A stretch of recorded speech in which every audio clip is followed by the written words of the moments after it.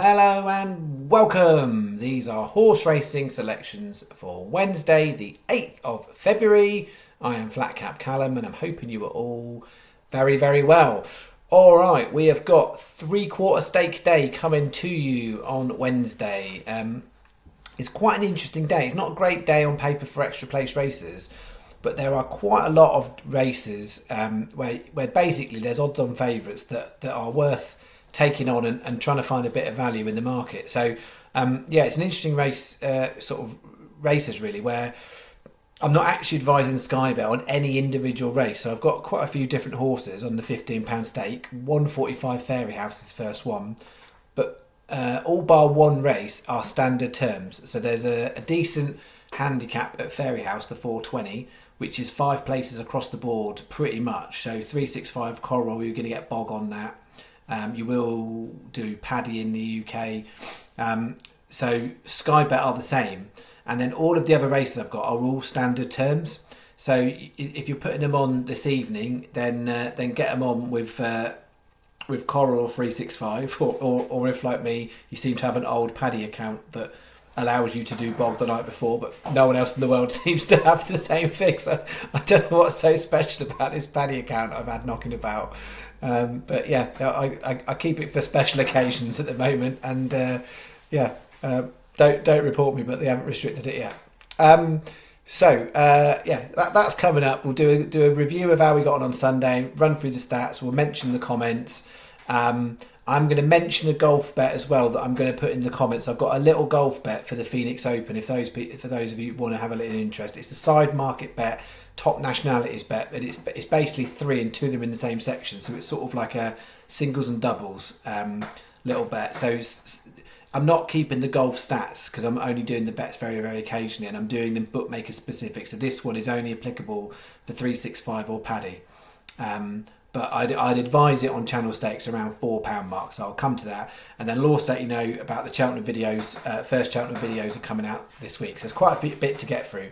So Sunday we did 25 on, 726 back. So it started off with a lovely, nice winner, first win to 16-1 at Meydan, price held, and then no, we had a faller there. El Maysam not so good, and Zafar. It had a bit of an error, and I think that cost it really. It finished quite far down, but I think that's because there was a bit of an error, of jumping error. So we had the winner, but with nothing. And then seeing it look like it was coming, then faded. Reign Supreme, it was really, really unfortunate. It was pushed along the whole way round, but was carrying on, and then a loose horse fell in front of it, and it fell on top, and it was a bit of a horrible looking incident. Then we had Melina Girl was poor, and Fortune de Fortunata wasn't good either, so there's nothing back on bet 2.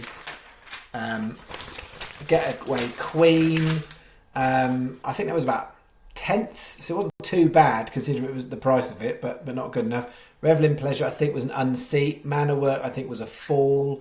Ascending Lark was that a non-runner? That was a non-runner? I think it was a non-runner. No, yeah, it was a non-runner. And I advised to put something else in at a Musselburgh race. So Channel had it as a non-runner. And then, these got sunk. I mean, we had a faller and, 2 fallers, I think, in there.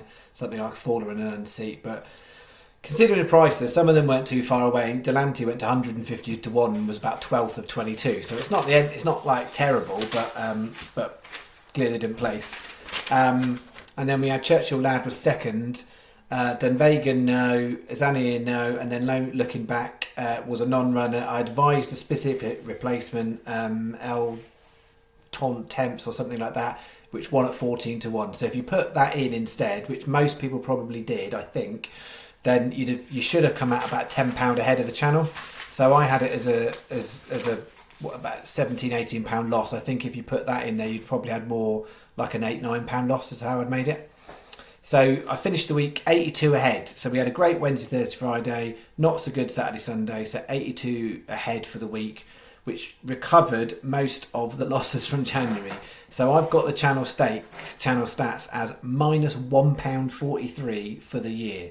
So if you bet everything with Sky Bet, and I appreciate not everybody's got a Sky Bet account, that would be where you're at with it. Minus £1.43 is where I've got it. Everyone's stats are going to be slightly different. The other thing from the weekend, from Sunday particularly, that absolutely was the highlight, and I know not everybody will have seen it because I spoke about it at the end. I didn't hold a piece of paper.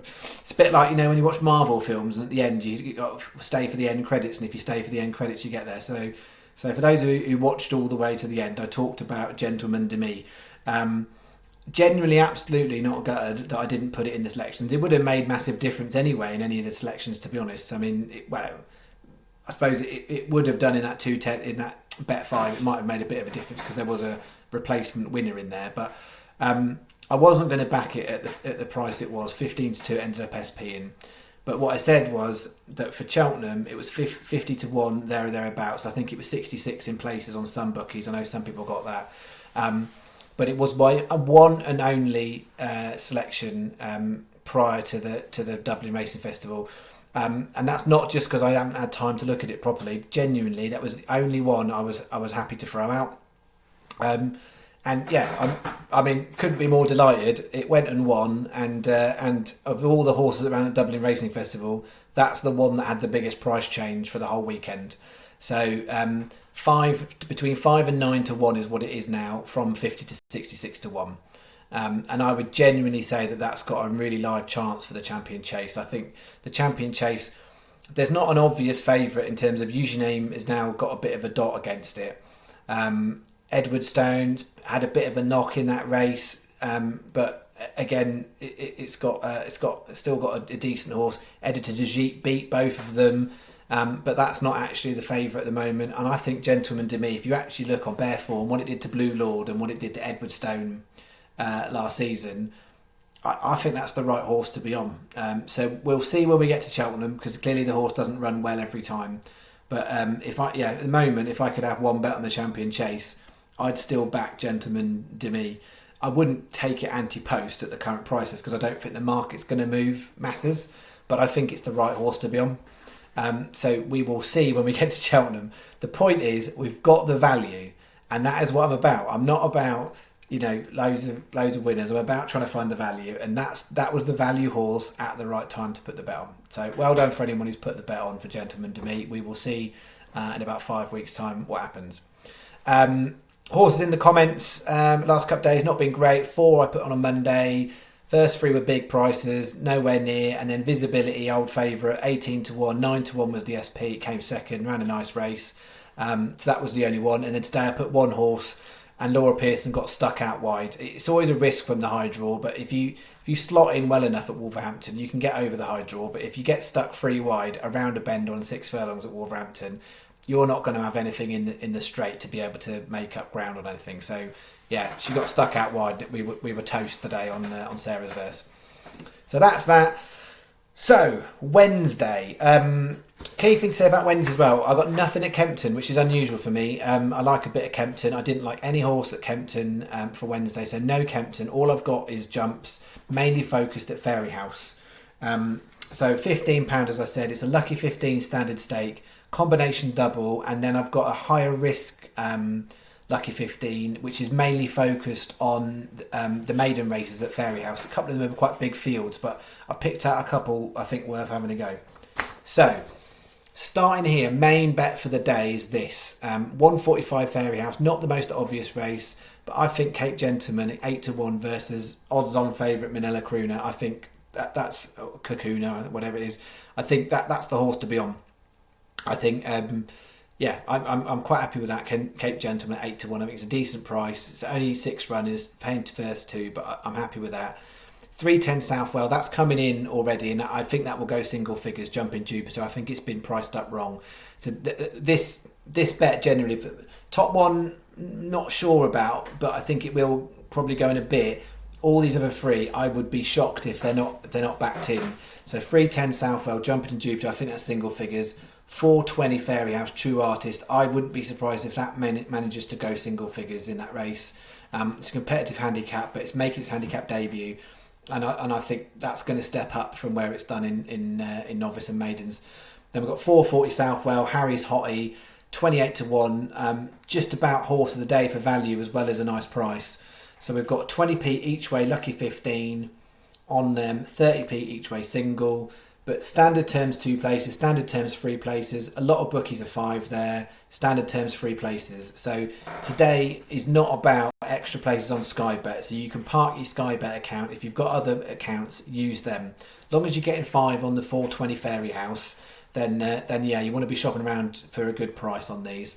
But as I said, I think some days I'm fairly happy. I'm putting them out, and I don't think much is going to happen.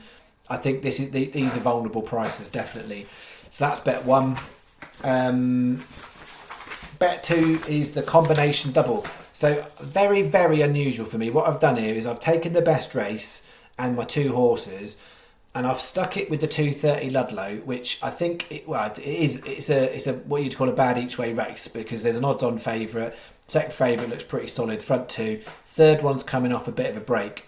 So the front 2 underperform a little bit, and the third one doesn't come on from a break. What you've got here is 2 very unexposed horses from different disciplines. One coming from point-to-point circuit, one coming from bumpers. But I think if you actually look in line with the form that's on offer, either one of those could come on and get in the frame. So I haven't got them in a lucky 15, and that's the unusual thing for me, is I normally would cover them in lucky 15s. I couldn't really split them because you're looking at form from different things. It's really hard to compare point-to-point form with bumper form. So yeah, I've split my hedged my bets there, not stuck them in lucky 15, just in the doubles with the best 2 in the best race. So it's 230 Ludlow, Invictus Allen and Commanding View going on to 420 Fairyhouse, True Artist, Simply Shabra, 4 times 25p each way doubles, £2 you bet. Again, 365 Coral, get Bog. That's that. And then finishing off the higher price one. So the first 3 of these are maidens, and I've put them with my other horse in the 420 Fairyhouse. So all Fairyhouse maidens, 250 verbal sparring 33s, 320. That's ridiculous. That's 10s with 365. I think it will go somewhere in the middle, but 40 to 1. It's form from France. I think it's French form. Mary Cassette, 40 to 1. That really looks like it should be a bit shorter than that. And then 350 Bocelli's Voice 28s, 420 Simply Shabra 40s, 10p each way, lucky 15, and then like I do sometimes with some of these higher risk ones, 6 times 20p each way doubles. So it's a small stake, 10p lucky 15, and then I've done it as doubles on top of that. So it's only 540 is your bet, 365 and Coral again. All right, that are those. Mention on the golf bet, so I'm going to put this in the description so it's written out, because I haven't written it on the paper. But yeah, Phoenix Open, and the 2 markets I'm looking at is one is top GB in Ireland and one's top rest of the world. And you want to either look for Paddy or 365. At the moment, 365 slight preference. So in the GB in Ireland, what I'm going to do is advise Martin Laird and Russell Knox. 365's got them at 22 to 1. Paddy's got them at 25 to 1.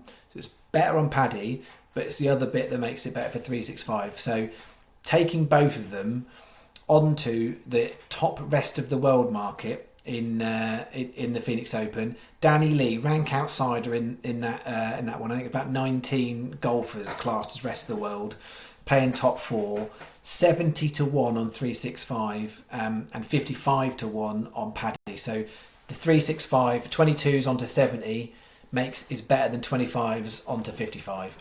So the advisory is, I would say, for channel equivalent, £4 is your bet, 40p each way singles and 2 doubles. So it's 5 bets, 3 players, 40p each way singles on all of them, and 40p each way on the doubles. So £4 in total. So I'm going to write that in the description, but just wanted to say it out verbally. And then Cheltenham. So I'm expecting to upload tomorrow, early evening, before the regular video, the first Cheltenham video for the channel. I haven't got loads of big prices. I think the anti-post market is on certainly on some of the races is not anywhere near as good as I think it was last year. I think it was pretty decent last year. Whereas I think at the moment the markets look pretty good in the sense of I don't think they're going to change much before the actual event. So therefore, why would you put an anti-post bet on? because if nothing much is going to change, you might as well wait till near the time, and some of them will have extra places and whatnot. But I also think the market's relatively accurate in places.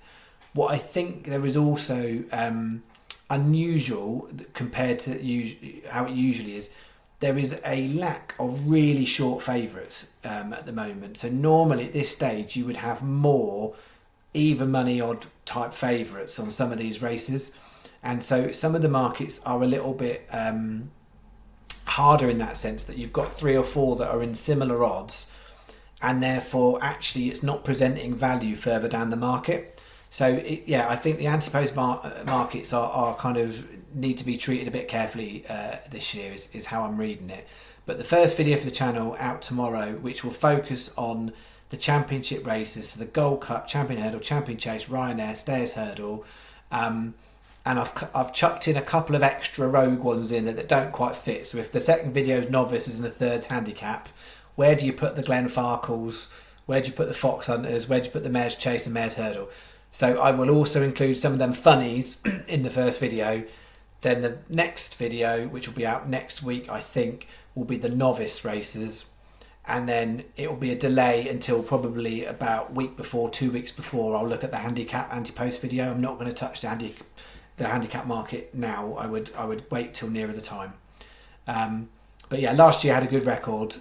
All 3 videos, if you take advice at the end, there was bits in there. The kind of a highlight last year was probably L'Homme Pressé in the Brown Advisory, which I advised at 33 to 1, which went off single figures in the end and won well. But yeah, that was the best bit. But there was a few others in there. There was First Street was just second, just lost out in the County Hurdle. Bardenston Lad was placed in the Albert Bartlett, and then Third Wind, what was that? I can't remember now. It was a hurdle race, can't remember. I think it was maybe it was the Potemps, maybe it was the 3 mile one. That one. So yeah, anyway, we'll get to that when we get to Cheltenham. I'll stop rambling. All right, I think that's it. I've done stats, video, horses. I think that's all there. I'll leave it there. Get the bets on because some of these prices will go. Thank you. Have a lovely day. See you tomorrow. Bye bye.